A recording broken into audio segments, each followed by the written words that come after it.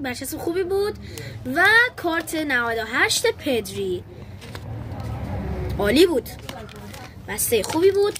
بریم سراغ بسته توپچی، بسته سبز رنگ توپچی.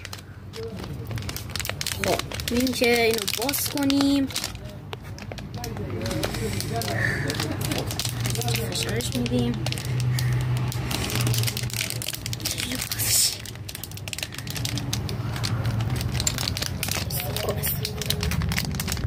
خب با هزار شور درد سر توپچی رو باز کردیم. میریم که کارت اولش رو ببینیم. از پرتغال برونو فرناندز اوورال 88، کارت نسبتا خوبی بود. فیگورش رو میبینیم از اشرف حکیمی، چه فیگورش باحاله، اشرف حکیمی. و کارت بعدی از